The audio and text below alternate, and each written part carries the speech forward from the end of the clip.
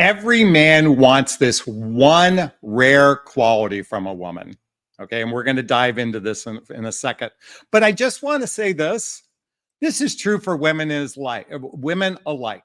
Men and women want this one rare quality that rarely seems to be happening in the dating marketplace today, because this is going to be talking about rising to love.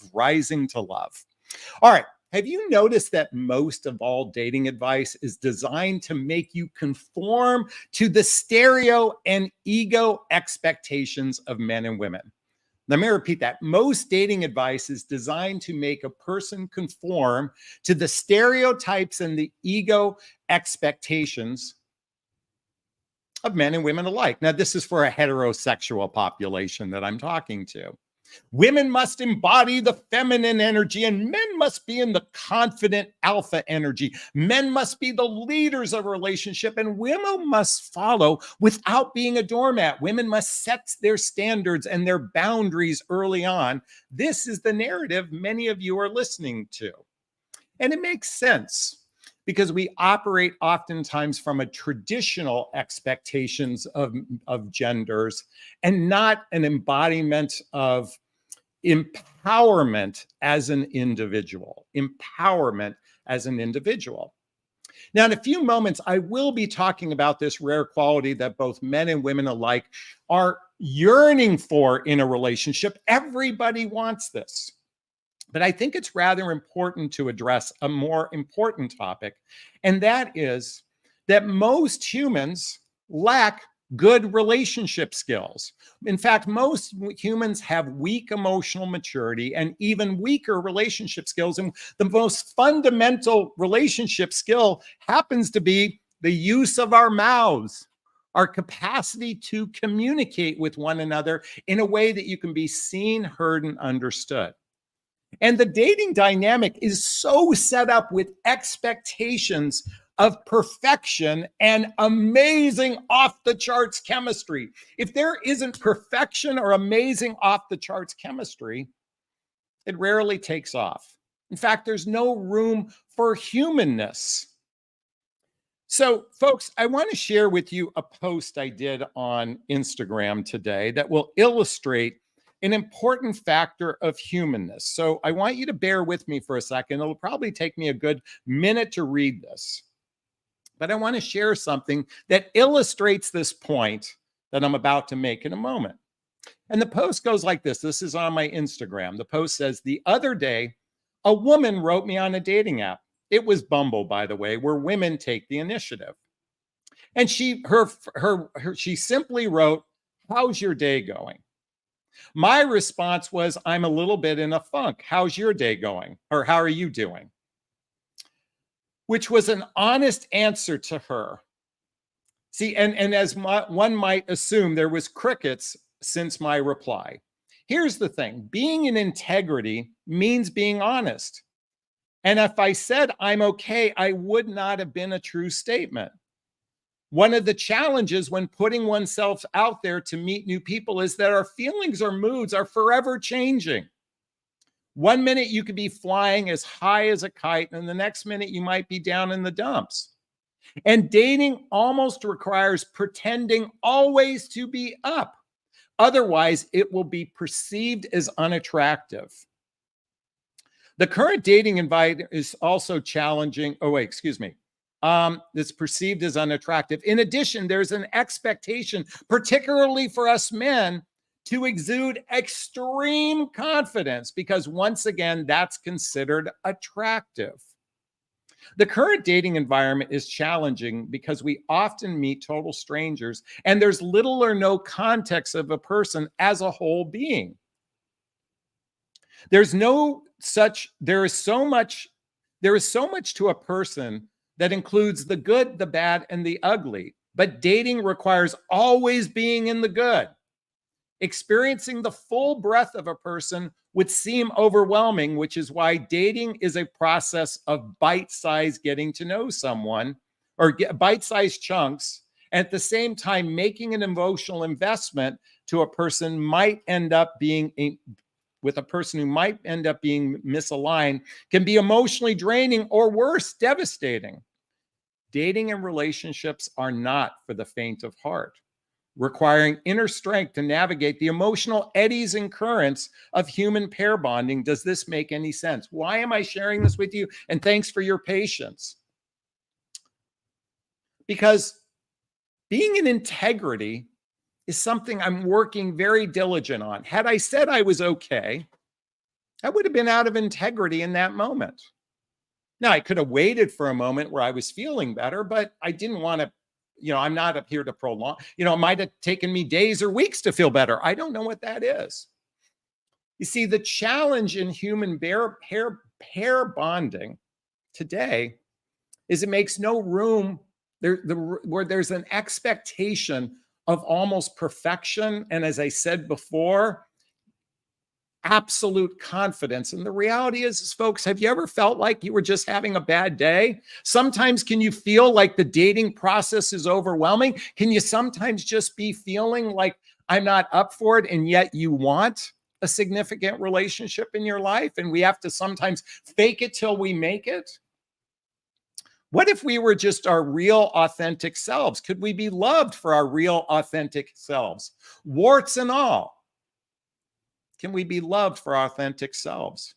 See, many of you aren't familiar with something that's relatively new content for me. By the way, when I say it's new content, I didn't make up what I'm about to share with you, because a truth is a universal truth. I'm just put it and rearranged it in such a way that might be different than you've heard from other coaches out there or other therapists out there or any other human being out there. In fact, what I'm about to share with you is what I work with on my clientele so they can attract this amazing partner. And I got to tell you, I'm so grateful. I get calls each week from clients. Jonathan, I met a great guy. Jonathan, I met a great guy. Jonathan, I met a great guy. And they know the difference because they're following this script that I'm about to share with you today. So it's something I call the love scale. The love scale. This is new content for me. Okay. And the love scale goes like this. Can someone write this in the chat box for everyone? The love scale starts with know thyself. Know thyself. This is a self-love practice that requires digging deep inside oneself to understand your attachment style, to understand your triggers, to know your weaknesses, to be in a state of relationship readiness. And there's more to the love scale, the know thyself. But first, it starts with knowing thyself.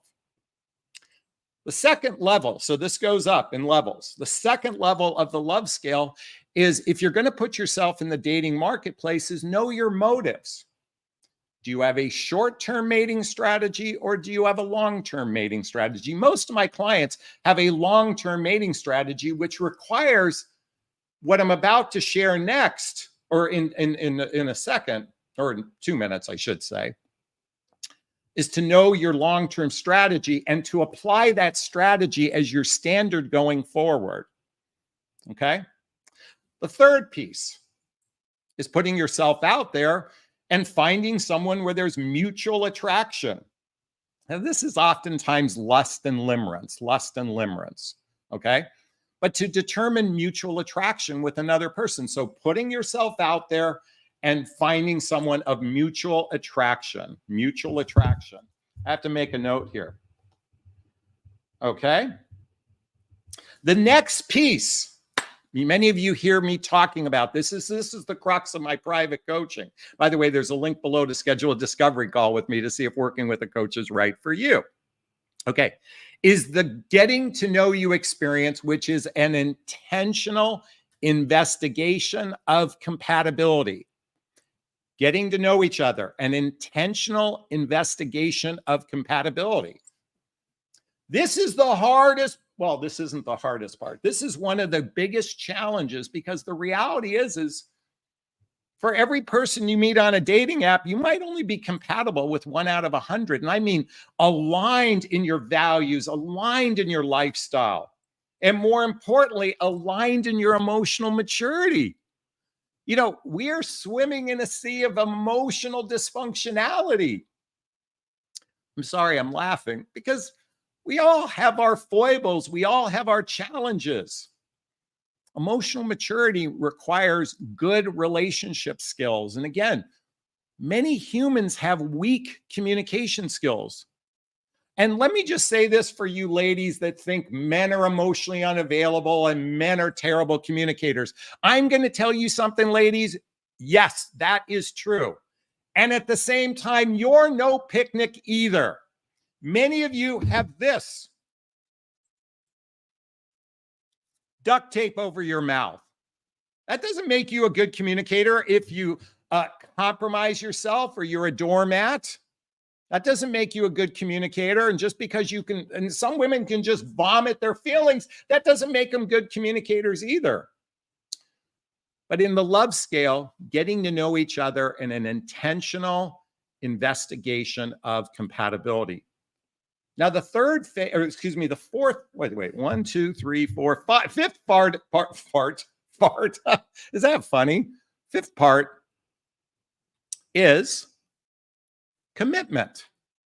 Now, within commitment, there are 3 levels of commitment.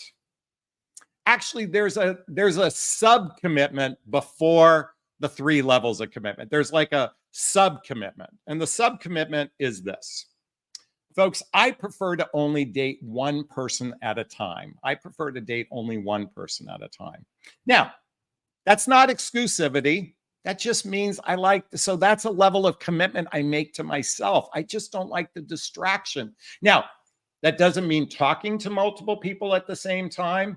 That doesn't mean maybe meeting 3 different people in a week. That's not what I'm talking about. If I choose to see one person on a regular basis before we've reached level 1 of commitment, which I'm about to share with you, okay? I prefer to date only one person at a time. By the way, who prefers that as well? I'd just be curious. Post a comment. First level of commitment, monogamy and exclusivity. Basically means the penis isn't going to go inside other vaginas and vaginas aren't going to be receiving other penises. Oh my God, Jonathan, that was so vulgar what you just said. Look, it just means monogamy means sleeping with one person at a time, and exclusivity means you're not going to be actively seeking to meet other people or going out with other people, okay?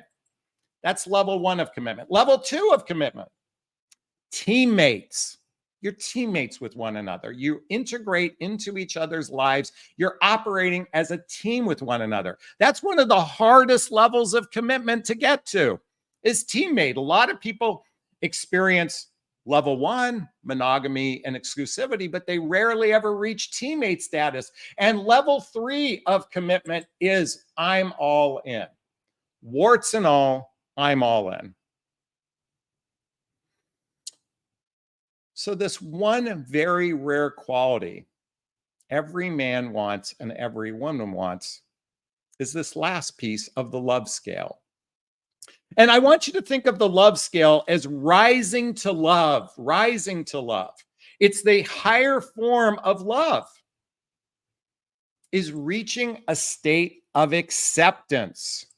And we're going to talk about this to get really granular in a moment. We're going to talk about acceptance. Because that's one experience men and women want to experience. Is it a quality or is it an experience? To experience acceptance, accepting another person. I don't know if it's really a quality. I might have to retitle this. Acceptance. It's the highest form, one of the highest forms of love. Now, I just want you to know something. Getting to know you, commitment and acceptance are all happening at the same, they're kind of happening at the same time in the dating marketplace, okay? When you reach a level of monogamy, teamwork, all in, acceptance, you're getting to know someone. This is all kind of happening at the same time. Now, what is acceptance? Okay, we have to recognize that individuals are going to have differences. They're going to have differences. They might even have red flags as differences. See, the first layer, so first you recognize the difference. So you have to reach a point of at least tolerance of the differences. So let me give you an example of this. Okay. Oh, and by the way, I didn't say this earlier. Acceptance doesn't mean being a doormat, okay? Accept it like that Marilyn Monroe quote, if you can't accept me at my worst, why are you going to accept me at my best? Being your worst, if you're a bitch or a brat or an asshole, there shouldn't be any acceptance of that. I'm talking about acceptance. God, am I shouting right now? Please forgive me. I am so amped up on this conversation. I'm shouting. Please forgive me. Acceptance without being a doormat. Okay. First, there's a difference. The next level is tolerance. Tolerance. So let me give you a couple examples of this. Does anyone remember the movie When Harry Met Sally? Or does anyone remember the TV show Friends? So in the Harry Met Sally, Sally had a very unusual way of ordering food. And Harry was looking at her like, oh my God, she is neurotic. So first, that's a difference between the two of them. Now, as he spent time with her, he began tolerating that. So tolerance, when we have a difference, we then tolerate it, okay? The next level above tolerance is understanding. As Harry, okay, let's use Monica from Friends. Does anyone remember Monica from Friends? Oh my God, she was OCD, a compulsive cleaning person, okay? Major difference between the other characters. By the way, each character had their own foible. Joey was the player. Chandler just said bad jokes. Phoebe was the airhead. And Rachel was the debutante. I mean, that's my interpretation of their differences, okay? So we have a difference. We have tolerance. We next reach a level of understanding this person's differences. Okay, do you see how we're rising to love? First, there's a difference, then there's a tolerance, and then there's an understanding. And the next level above that is accepting the person for who they are. Acceptance. That's a very rare quality within a person, to be able to accept someone else's differences.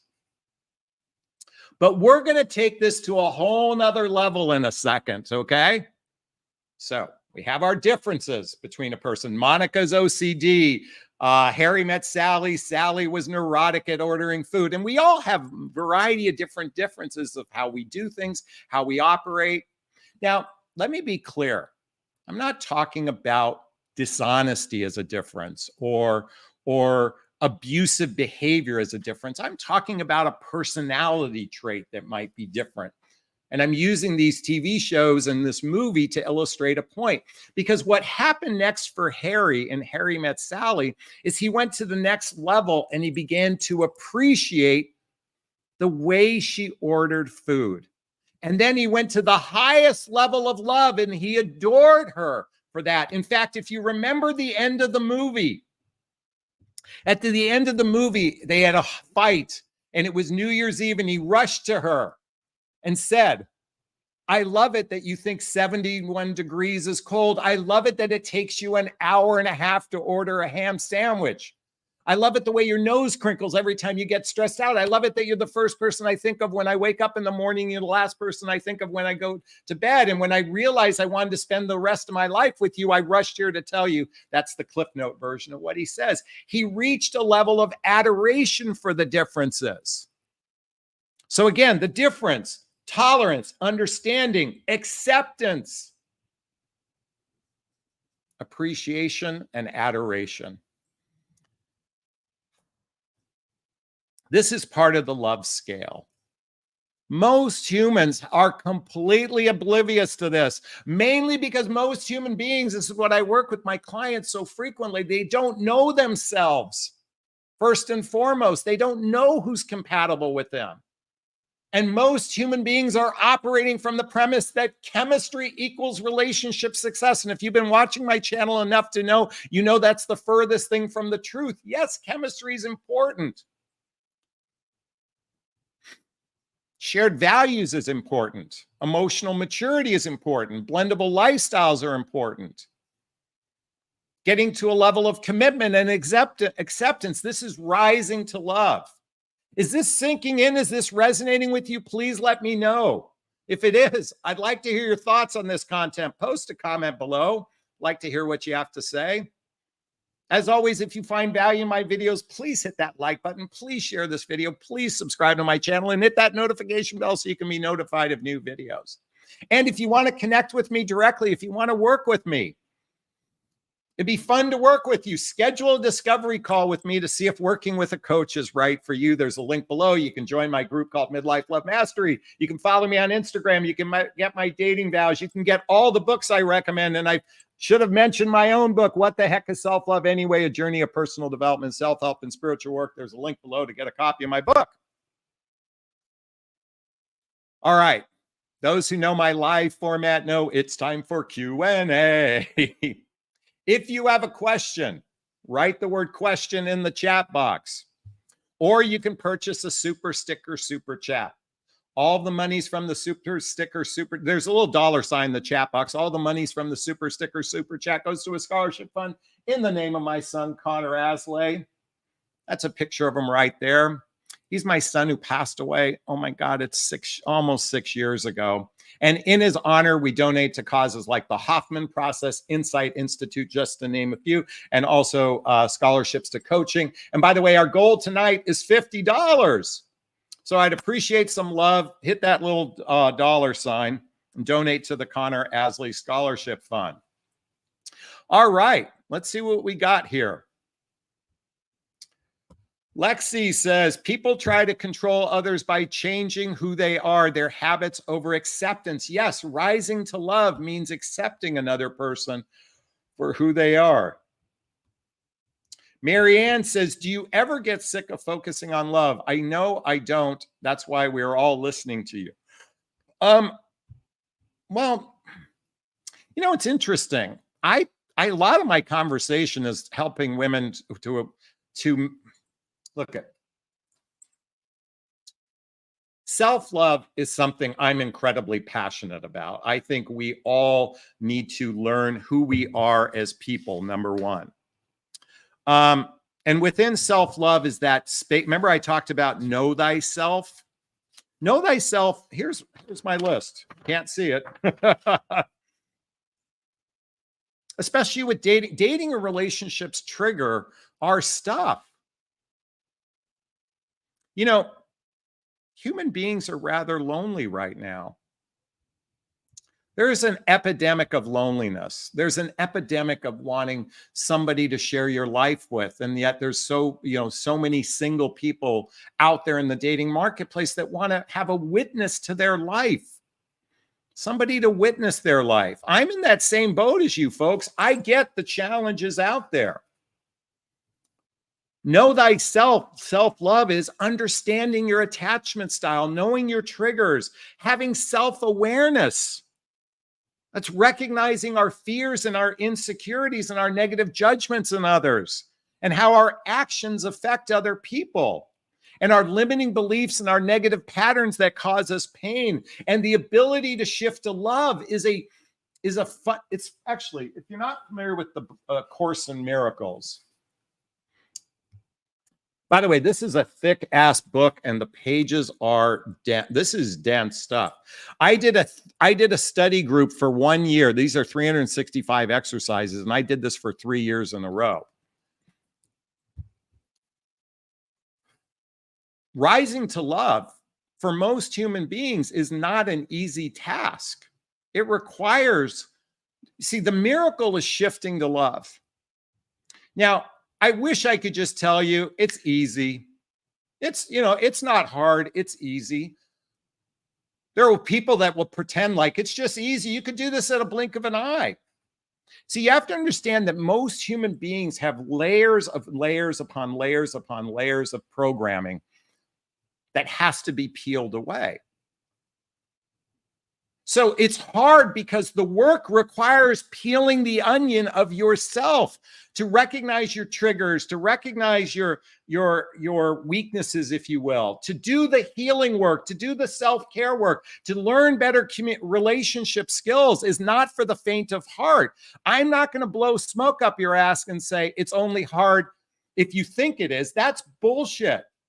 This is Herculean work if you want to achieve a loving partnership with someone. I'm not gonna give you that narrative that it's easy. This requires digging deep within oneself. Now, some people were blessed; they had pretty relatively tame childhoods. They're more well adjusted than others. There is a significant percentage of the population that's emotionally hurting. Some of you might be feeling that as well. And I have a great deal of compassion for you. And I'm sending you all a big, gigantic Jonathan Bear hug if that's okay.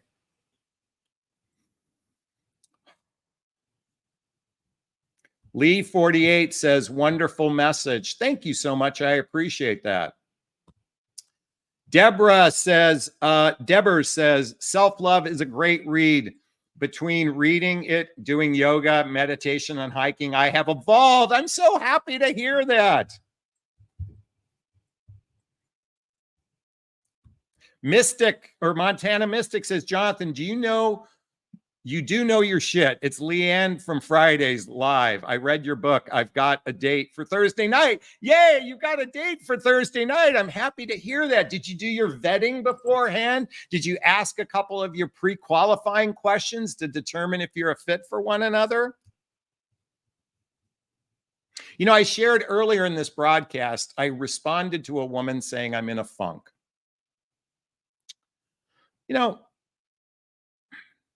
I just happen to be blessed to be given the gift of time to heal. And so I'm aware of aspects of my personality, aspects of my emotional well-being that I'm working on emotionally. And I happen to be aware of this. Now, did I have to tell this person that? No, I didn't have to tell this person that. But she asked, oh, by the way, I know first impressions matter, but you know what? She asked me a question that I fucking can't stand. How is your day going? You guys know I hate that narrative. I joke about it frequently. How's your day going? Did you have a good day? I'm hoping you have a good day. You know, when someone says, I hope you have a good day, I go, are you my fucking mother? Are you allowed to tell me how to feel? Don't tell me how to feel. Open up with something more substantial. Ask a question that's deeper than how's your day going? My dating profile says I lost a child. How about acknowledging that? That's some depth. Now, you don't have to do that. But in my blog, in my essay, I said, not only did I lose a child, but how I grew from the experience. That could be an opening statement. Wow, I'm so sorry to hear about your loss. It's amazing. It sounds like you've grown from that. What's your secret? That would have been a deeper question that would have evolved into a real conversation instead of, how's your day going? I hope you had a good day. Did you have a good day? I need to hear about your day. Can you validate my day? Sorry, folks. I should have tolerance. I am kind of edgy at times, so I appreciate your love and acceptance, okay? I want to give Margaret some props for the $15 super sticker. Thank you so much. That means our goal now is $35 for the rest of the night. Thank you so much. Margaret wants to share with us. I agree, Jonathan. It is Herculean work. I can tell everybody it has taken me 11 years to get to a level of a maturity, and it hurts like hell when the memories come up, but I still go soldier on with it. Oh my God. I still have, it's not a nightmare, but there was something that happened back when I was in the insurance business. It was a complete emotional faux pas I had. And I still, whenever I think about it, I'm reliving this memory of pain. And yet, what is self-love? It's giving yourself a big look at self-love. Happens to be about self-worth, self-confidence, self-esteem, self-reliance, self-awareness. That's all part of self-love. It's like when you're traveling with a child and the oxygen mask drops from the ceiling. You can't be of service to another if you put the oxygen mask on them. It's putting the oxygen mask on ourselves first. That's what self-love is all about. Hey, I wrote a book about it, and there's a link below. And guess what? I wrote a book about self-love because guess what? This is the biggest lesson I'm learning for myself. You know, in the Buddhist philosophy, a lot of Eastern philosophies, I like studying that because they say, look, you get you get this one body to do this all with. This is this go around this time. This is my experience. So do I want to do it the best I can, to treat myself the best I can? It's great that we can love other human beings, but imagine when we do it for ourselves. Anyway, Montana Mystic says your coaching is the real deal. I let of overthinking and let myself follow your lead. It changed the trajectory of our conversations. I'm so happy to hear that. Thank you for acknowledging my coaching. I really appreciate it. Question from Monica. Big hug. She's part of our Midlife Love Mastery group. If it's okay that I share that with you. By the way, there's a link below to join the group. Why do men try so hard to convince me that long distance relationships work without a long-term strategy? Your opinion. Okay, love this question. So long distance dating is birthed. I think it's birthed from desperation. But let me explain why. I can't begin to. So the minute. Okay, so a lot of people think, you know what, there's no good people where I live. There's no good people where I live. There's no good people where I live. By the way, where I live, there is building after building after building of condo complexes, okay? There is probably within a 1 mile radius of me, there could be 10,000 people that live. Of that 10,000 people, you know how many are on the dating apps? 3%, for argument's sake, okay? The most amazing person could literally live in the building across from me. I could see them from their balcony. That could be the case, but we don't know they exist, okay? So we're working on this small percentage and we get this belief that there's no good people where we live. So then you start doing searches, 5 mile radius, 10 mile radius, 100 mile radius, 1,000. You do 3,000 miles radius. If you happen to live in Los Angeles, you go all the way to New York. And oh my God, you connect with someone. Oh my God, it's the most amazing connection. It's so wonderful. I mean, I can't believe I can share my truth with this person. I can be my vulnerable self with this person. Oh my God, it's the most amazing person in our lives. Okay. So somehow you decide to figure out how to meet. Okay. And a lot of times it's a complicated 15-year process, and I'm being tongue in cheek. Okay. So now you meet. What's going to happen? Most likely you're going to have sex. Because you're so amped up. Oh my God, you're so amazing. Oh my God, you're so amazing. Oh my God, you're so amazing. Let's have sex to quantify this. And then all of a sudden, you're like,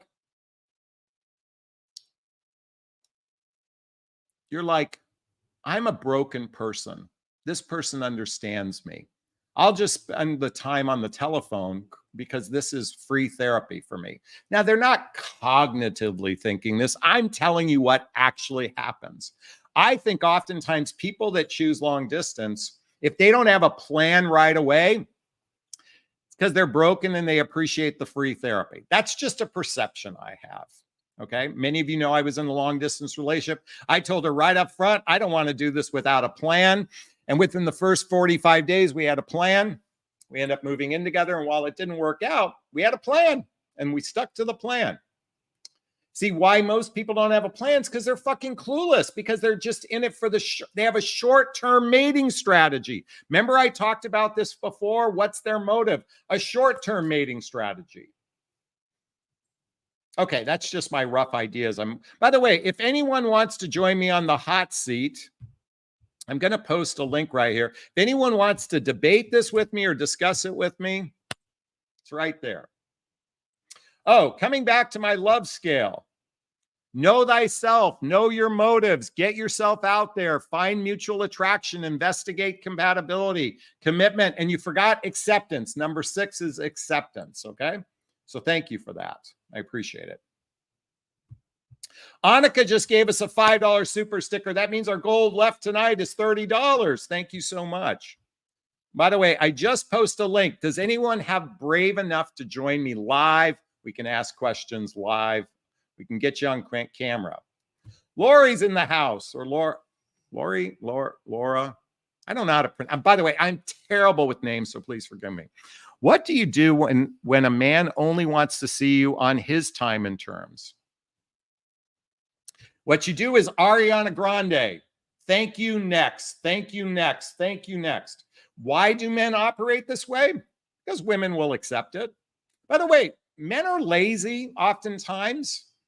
Men want things on their terms. It's why you guys love the alpha male. Jonathan, I want that confident alpha male. Confident alpha males only want to do things on their terms. I know how much you love the confident alpha male, but guess what? They only want to do things on their terms, not on your terms. A co-creative relationship is where two people are actively working on the relationship together. If you haven't read the book, Spiritual Partnership by Gary Zukav, I highly recommend reading this book. Okay? This is about co-creating a relationship with another human being. Margaret says, no alpha males, indeed. I think I'm a sigma male. I don't know. All right.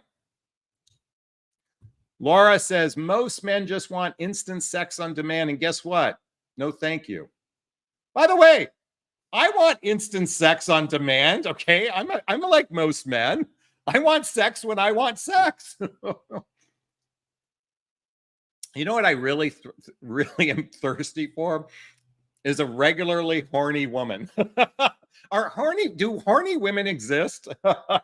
Listen, folks, I'm being authentic. Anyway, Mariah's in the house and she says, question, what do men typically want to know on a first date? In a couple days, I'm going on a first date, 7 years. Who gives a fuck what they want to know? Mariah, what do you want to know? That's empowerment. Who gives a shit what they want to know? Does this person match with me? That would be a good question to ask. Oh my God, we have someone bold who wants to join the hot seat. How do you pronounce your name properly? I just go by a pseudo name. What's the pseudo name? Give me the name. Amari. Mari, thank you so much. What's your question, dear? You're brave. I just wanted to say thank you for everything you're doing for all of us. And everything resonates with me, and you really helped me a lot. I'm not in a relationship now. I ended it, okay. But I sure thank you because you helped me through the process. I just wanted to say thank you. Well, you're welcome. So are you willing to brave enough? Why did you share with us? Why did you end the relationship? By the way, I got to post this up. Yes, horny women exist that take care of themselves and feel healthy. That includes a healthy libido. Amen. Amen. By the way, folks, I'm a guy. Okay, really quickly, Mari, just let me interrupt for a second because I'm going to talk to everyone. I'm a real guy. I'm horny. What can I say? Okay. Why'd you break up with him? He had some habits that I couldn't accept. And what kind of habits? Addictions, not drugs, but he had some addictions that I just couldn't deal with. Are you willing to tell us what the addictions were? I guess so. I just don't want to use any names because I want to try to keep it private and be respectful. Okay. Addicted to porn. And oh my gosh. Real bad. You know, so well, let's play with this one for a second. So, and I'm talking about porn addiction for a second. By the way, I want to thank Roller Girl for the $1.99 super sticker. Thank you so much. So, how old was he, by the way? In his 60s. Okay. Do you know how long of a period of time he might not have had sex in his life? Well, he was married for a very long time, 4 decades. Okay. And then that relationship ended. So so most likely the last 3 decades out of 4, he wasn't getting laid. Okay. Yeah. He had a bad marriage and she wasn't able or just didn't like it. Okay. And so just understand, his addiction to porn was we all need a physical release. You ladies get to use a vibrator. We have to stroke it out. Okay. And what happens is when you become so dependent upon that visual stimulation to get an erection. And then what happens with a lot of men is we literally have to have a gorilla grip to get ourselves off. Okay. What happens is it becomes our primary source for emotional release. And I'm guilty of this. Look at, I looked at porn a couple of weeks ago, I'm by myself.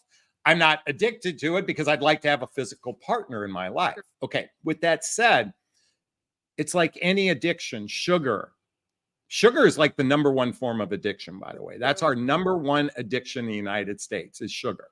I think Okay. comes in there pretty close too. What comes close? Caffeine, coffee.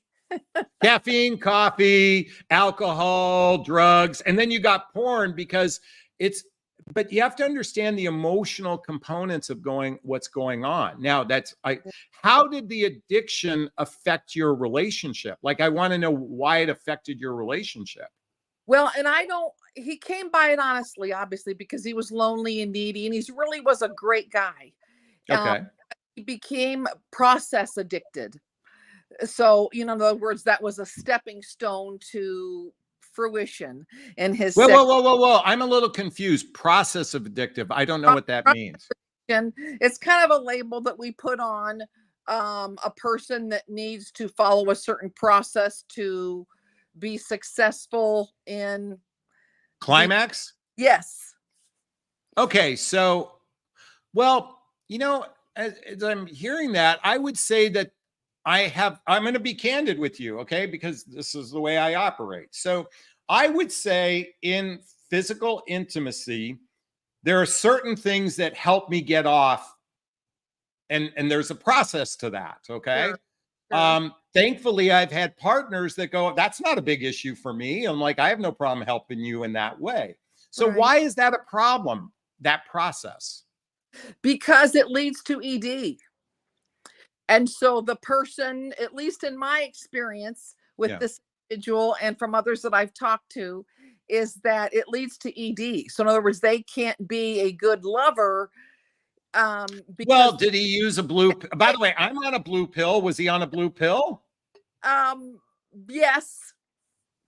Okay. Well, by the way, I have erectile dysfunction. It doesn't work the way it did when I was 20. You ladies, your vaginas don't get lubricated like you used to. You use lubrication. We use other things. Okay. So what's wrong? Like, I mean, most men in their 60s have ED. So why don't you go a step further? What was really happening? I don't know. I think that was the issue. And I think the other thing was he was lying to me about it. Okay.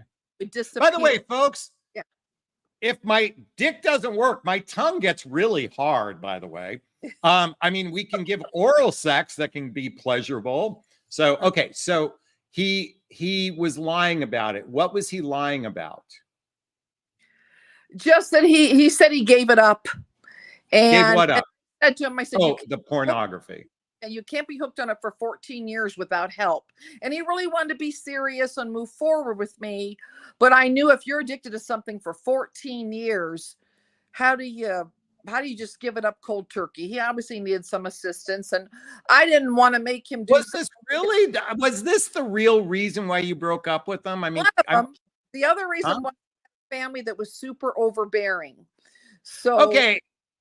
Okay, now that sounds more like it. You didn't like the finance, because here's the thing. I know so many couples that men and women in their 60s, or excuse me, 70s, that still look at one of the guys has to use a injection into his penis to get hard. Okay. Yeah. And they still have sex once a week, but he has to he has to get an injection. Like, this is the shit we men go through. Right. An overbearing family. That sounds more challenging to navigate. Yeah. They were almost like cult-like. And I have a big family too. I'm Italian, I have a very big, close family, but I don't let that life impose on my dating life. If I'm going on a date, I wouldn't let them interrupt me unless it was an emergency, or, if I had plans with my gentleman, I wouldn't, take calls. I just think it's disrespectful. I turn off that phone when I'm on a date. No, I mean, by the way, Mari, I just want to say something. I understand your choice, I'm receiving what you're saying. If it sounds like I gave you pushback on that piece of, I'm just here to offer some understanding as to why this happens, instead of judging the person for for having the need for that type of stimulant and to be secretive about it. I'm just drawing attention that there are valid reasons for him why he operates that way. Right. I And he can was also great. understand, huh? I said he was a wonderful person, but I How gave it a long did you year, two date? How about, long did you two date? about a year. Oh, about a year. Okay, so how did you actually break up with him? Give us that nugget. How did you Very break up with him? I just kept it classy. I kept it classy and simple, and I told him I was very sad, but he knew why, and I reviewed it at the end and just said I appreciate you for your time, and but it's just not something I'm willing to tolerate. I was married forever. I've been widowed a Yeah. couple times, and so I'm looking for someone that's stable, steady, you know, um good, fun, shares the same values as me, I guess, wants to So, like first off, steady, fun. What'd you say? Steady, fun, stable. What else do you say? humor, What's that? likes to golf, likes to have fun Okay. thing, like So there's a that's million men that fit that category. They are out there. But Jonathan, I have no chemistry with them. yeah, Okay. And I mean, this is where we get hung up. By the I, way, I just want to go back and acknowledge first. Um, a grown-up man should choose you over pornography. I just want to say that. It's, to me, vagina is so much better than my left hand, right, excuse me. Okay. Vagina is just 100 times better. Okay. yeah. But I want to just acknowledge that. Sad. It made me And sad. I understand. Good guy. Pardon me? I said it makes me sad because he really was a good guy. Yeah, it's hard for a lot of guys. So and it sounds like you did it in a classy I way. How classy, did he take it? terrible. Oh, really? Talk to me about that. Well, he asked me to marry him, and I said no, and it just bothered me. Yeah. My nervousness and my anxiety about is he watching. I didn't want to be the porn police, and I don't want to Yeah. be a controlling woman. If you don't have trust, and if your gut tells you something's wrong, your gut almost never fails you. So Yeah. at least for me, if my gut felt funny, something was funny, and it really bothered me to not have trust. You know, Yeah. No, I get it. I mean, that's why it's called dating, because you know what it yeah, used to be called? Do you know what it used to be called? no, Holy fucking shit. It is insane trying to figure out another human being. They didn't like that. So they changed the word to dating. Okay. yes, So where do you go forward now? I am not dating anybody. I think I just want to get a dog. I'm, Okay. So you're going to go a I'm not dog, a vibrator. You're going to go lesbian by any chance? no I mean, God, is that no. okay? Okay. I, Well, I just curious. a break because you get burned out and these online things are just I just want to give myself a break. I think for me I was I married got it. forever. And so I just kind So, of I'm shocked. I'm in shock a little. okay. So I'm actually going to hold space for you right now. Okay. To attract in a juicy, delicious, healthy, happy relationship. I am going to hold space that you can actually attract this in your life, where you have amazing chemistry with one another. And the communication and the banter is so wonderful. And you can blend your lives together doing the fun things you like to do, whether it's pickleball, skiing, going to the movies, whatever it is. I invite that in where you can blend lives together and you share the same values with one another and you have the emotional maturity to build the deep roots of trust with one another through social activities, hobbies, mutual interests, spending time with family and friends, traveling together, teamwork, building skills both in your professional life, intimacy, real intimacy, not with pornography, where you can be physically and emotionally connected with one another. And I hold space for you. And I invite you to hold that space as well. I invite you to say to yourself, it's raining great men. It's raining great men. It is raining great men. God, universe, spirit, I hold this in for Mari, whatever her true name is. I hold that space for you. Thank you so much, Jonathan. Thanks again for all you do for all of us. We love you. Oh, it's been my pleasure. Thank you for allowing me to share with you tonight. Big hugs to you. Sending you big hugs. All right. So Mari was brave and shared something really important. Sadly, porn addiction plagues us men. I got to tell you something. It's easy to get attached to it because that visual stimulation, trust me, it's not the same as the real thing, as you know, and I certainly know this. But I'm not immune to it. I'm also aware of the why. And for some men, they've been doing it for so long, it is truly hard for them to disconnect from that. I don't judge them for that. I know many of you want to judge men for that. Okay, I get it. You can judge men, but believe me, you ladies are no fucking picnic either. Okay. I know some women are addicted to their vibrators and they can't get off, without a vibrator. And that would suck for us guys that really want to try to make you get off. With that said, Mari had a couple issues. One is obviously the porn addiction, certainly the family. It sounds to me she ended it and did her best to consciously uncouple. Unfortunately, he was attached to her. He wanted something more. It probably emotionally devastated him. But she's on her journey. Now, she can choose to go the dog route, which many people do. I get it. But I hold space for all of you. And I said to you this earlier.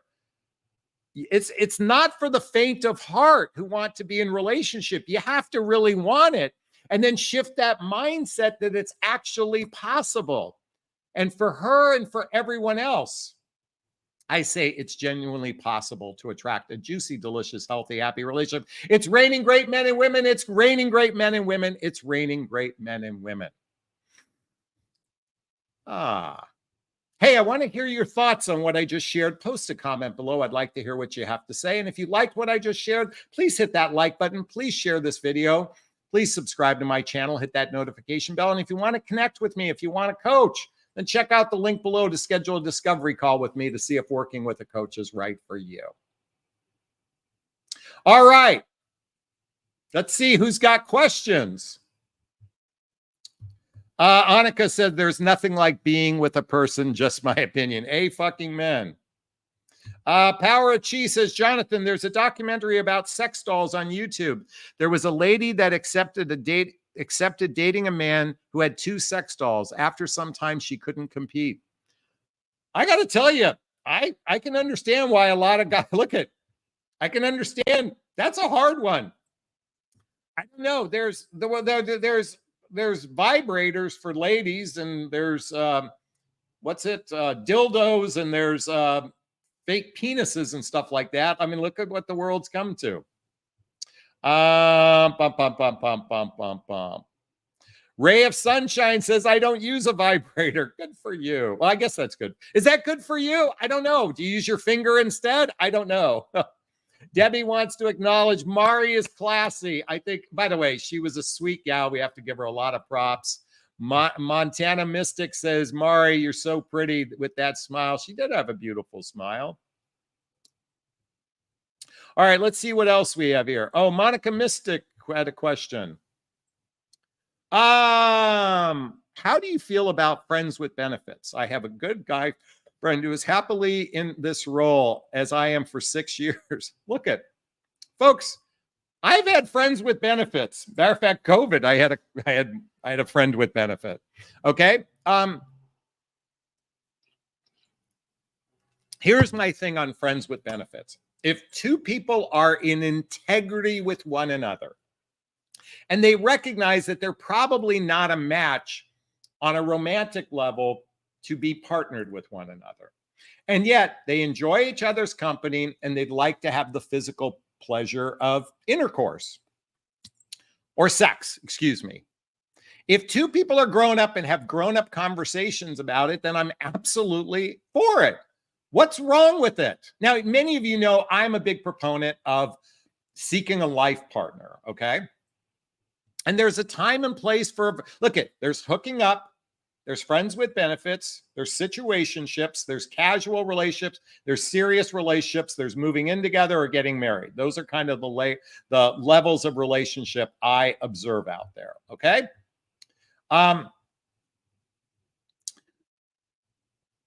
Everybody's entitled to do what they want. This is your journey. Nobody's here judging you.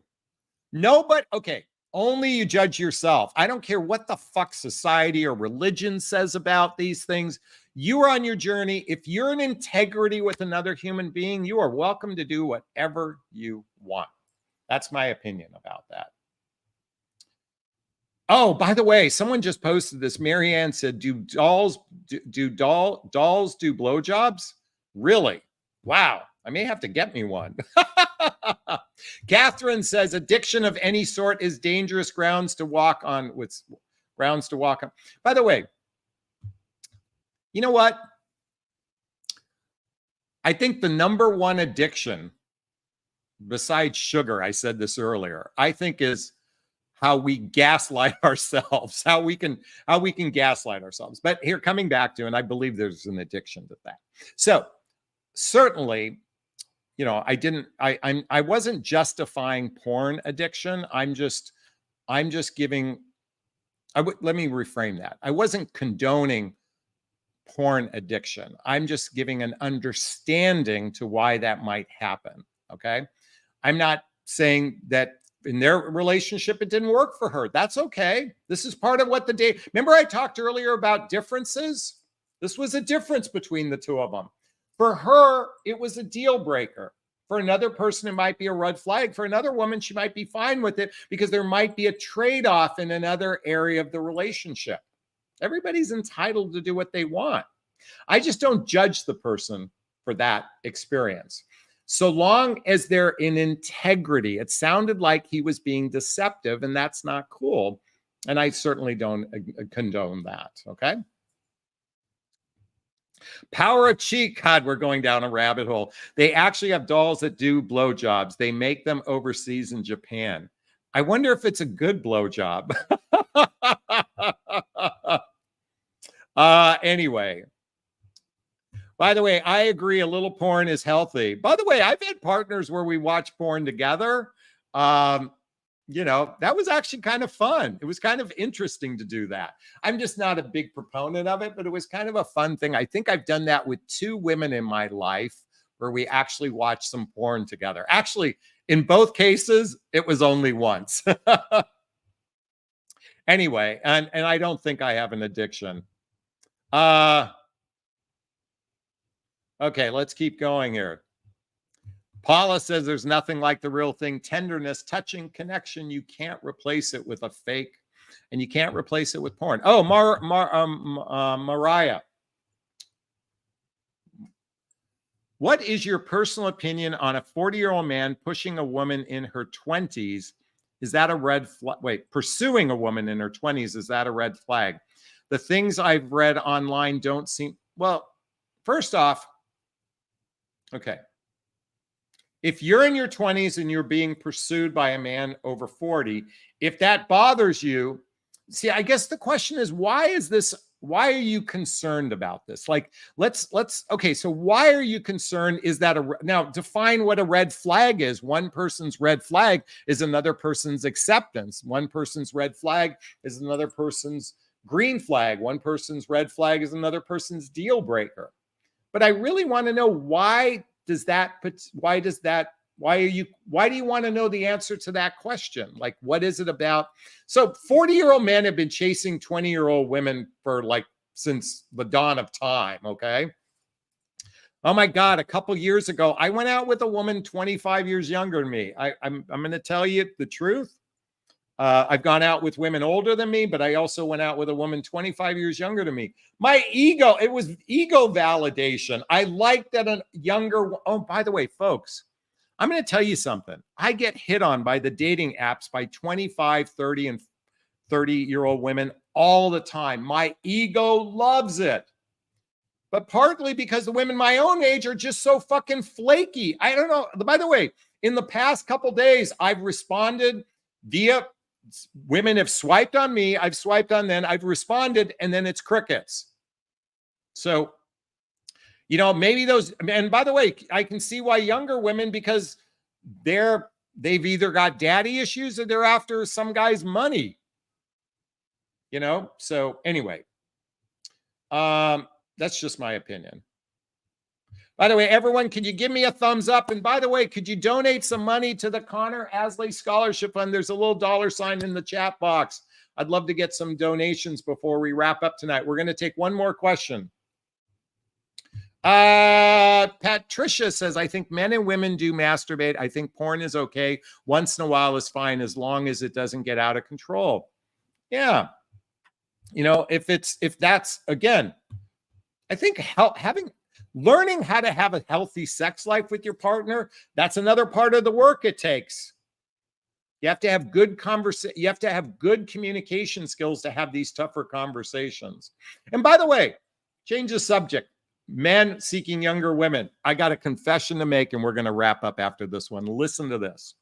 So the Golden Bachelorette, Joan, I forget how to pronounce her last name, posted something on her Instagram. And it was the next level, the men of the Bachelorette. Okay, the men of the Bachelorette. And I saw that video and I thought it said the men of the Golden Bachelorette. Okay, that's what I thought it said. I just didn't pay attention. And they were all men in their 20s and 30s. And I thought, holy fucking shit, ABC is doing a cougar version of the Golden Bachelorette. Now, folks, this is not happening. But I thought to myself, on one level, brilliant on ABC's part that they're doing a cougar version of The Bachelorette. Could you imagine if it's a bunch of 30 and 40-year-old guys? Wouldn't that be a show? That would be, it's brilliant, would be brilliant on ABC's part, okay? I would hope that Joan God, I don't know how to pronounce her last name, wants someone closer to her own age, okay? I would hope that, okay? By the way, folks, I want a woman that's my age. In fact, I get, like I shared with you, I get a lot of younger women. I'm like, I'm not interested, even though my ego loves it. I want someone closer to my own age. Okay, so I thought, what a brilliant part on ABC's to do a cougar. And then I realized it said the Bachelorette, not the Golden Bachelorette in her post. So, but it freaked me out for a few minutes. And I wrote her privately because we're friends on Instagram. Anyway, I want to give Montana Mystic some props for the $5 super sticker. You're amazing and you inspire us. I hope I do inspire y'all. Folks, as I said earlier, dating and relationships is not for the faint of heart. You got to want it, and you got to be willing to do the Herculean work. It starts with knowing yourself. Know your attachment style. Know your triggers. Be self-aware of your insecurities. Do the healing work. Do self-care. Learn better relationship skills. Know your must-haves and your deal breakers. Be relationship ready. Relationship readiness means your desire for a relationship exceeds your fears and past hurts. These are just some of my love scale that I'm introducing. And for my private coaching clients, schedule a link below to schedule a discovery call with me. We go in depth healing in these areas so you can be better prepared to become a magnetic attractor for the type of relationship you seek. Is this sinking in? Is this resonating with you? Please let me know. Post a comment below. I'd like to hear your thoughts. As always, if you find value in my videos, please hit that like button. Please share this video. Please subscribe to my channel and hit that and share it with friends. And hit that notification bell so you can be notified of new videos. And yes, if you want to connect with me directly, look at the links below. Schedule a discovery call. Join my group called Midlife Love Mastery. Find me on Instagram. Get the books I recommend, all listed below. And I'm going to wrap up this video as I always do. First off, give myself a big, gigantic Jonathan Barrick of self-love. I'm going to reach into the camera and give you a hug of love if that's okay. I'm going to ask you to turn to someone, a pet, a teddy bear, a pillow, and give it or them a hug of love. Because hugs are a great source of love. And let's face it, we could all use more love in our lives. I want to thank Laura and Margaret and Eleanor and Debbie and Montana and Annika and Stephanie and Patricia and Montana Mystic and Power of Chi and Mariah and Lighthouse and Gigi and Tracy and Lynette and Maureen and Margaret and Debbie. Debbie, thanks for being such a loyal follower, always being first on. Lexi, Pest, Catherine, Julie, everyone, big hugs. Wishing you a super duper. Donate to the Connor Asley Scholarship Fund before we wrap up tonight. Thank you so much. Big hugs. Bye now.